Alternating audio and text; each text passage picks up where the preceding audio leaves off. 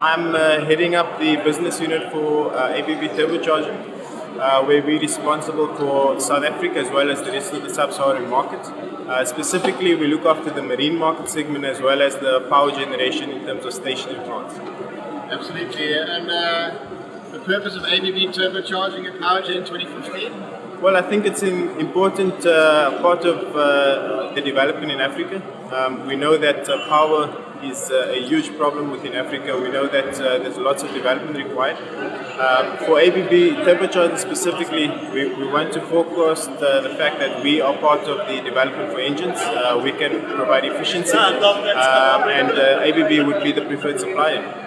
Absolutely. And what are the keys to becoming the preferred supplier for companies? In terms of turbocharging, we definitely believe in investing in our service network. For example, in South Africa, or at least in sub-Saharan Africa, we have service points in Cape Town, Durban, Mauritius, Dar es Salaam, and Walvis Bay. And for this reason, strategically placed, we're able to give customers immediate service whenever it's required.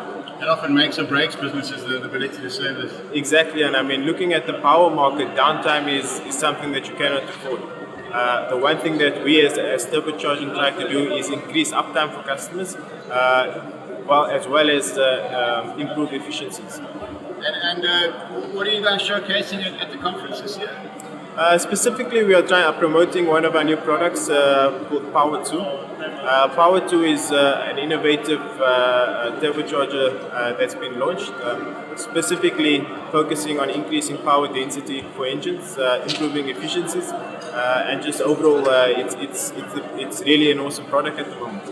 And South Africa has been going through some ups and downs with energy supply. What sort of solutions would ABB bring to the table? Well, I mean, if you look at the situation where the round 5 of the REIPPP program, where Eskom and the Department of Energy has included gas as an energy source, we could potentially see quite a few gas power plants using reciprocating engines being tendered into the program. And here, turbocharging would be working very closely with our engine partners to be part of this, be part of the success. And turbos have come a long way over the last 10 years. Can you talk about some of the developments? Look, overall, I mean, we've seen improvements throughout the performance of turbocharging. ABB has always invested. We're always trying to stay ahead of the competitors, ahead of the market. So you would find as ABB Turbocharging, we would basically be 1 or 2 steps ahead of everything. Absolutely. And two-stage turbocharging, can you shed a bit of light on that, benefits-wise? Yeah. So I mean, specifically for two-stage turbocharging, we're looking at, as I said, increased power density for engine users. We're looking at improved efficiencies. And I think something very important which everyone is trying to focus on is reduced emissions. Global warming is an issue. And one of the requirements also is to basically reduce emissions or NOx emissions by 90% by 2016. And this is where two-stage turbocharging comes in.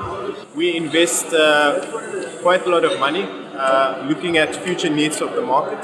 And in doing so, we generally try to, we are basically, I would say, market leaders in all aspects of our business. And it's no different in turbocharging. Africa's a big growth point. Are you looking to really cash in on it, obviously? Definitely. I think, at the moment, Africa seems to be the buzzword for most global organizations. I think, but over and beyond that, at least ABB has always looked at as Africa as a focal point. We've been established in not only in South Africa, we have points across Africa. We basically have offices throughout the African region.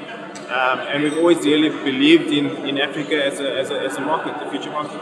And you work very closely with your alliance partners. What are the keys to maintaining good relationships and moving it forward? Yeah, look, I think it's always a two-way thing.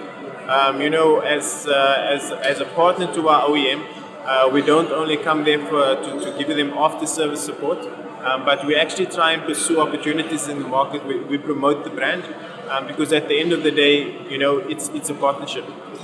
Absolutely. And tell us what is driving the need for engine builders to develop products that can run on different types of fuel? It's if you look at the situation in the world today, we have commodity issues. I mean, at the end of the day, the oil price could be down today, it could go up tomorrow. Availability of gas is here today, and who knows what happens tomorrow. So it's quite important that whenever you're looking at an application that we start thinking about what are the alternatives and what is the potential for this engine to operate. And you design products in Europe. How do you tailor that to the African market with poor fuel quality and some functions? Look, I mean, generally the turbocharging brand, at least ABB brand, we have high quality. Our products are quite robust. But also we have specific components designed for the different kind of fuels, the different kind of air quality, the different kind of operating conditions. So it's never a one size fits all situation, and I think this is why ABB is so successful.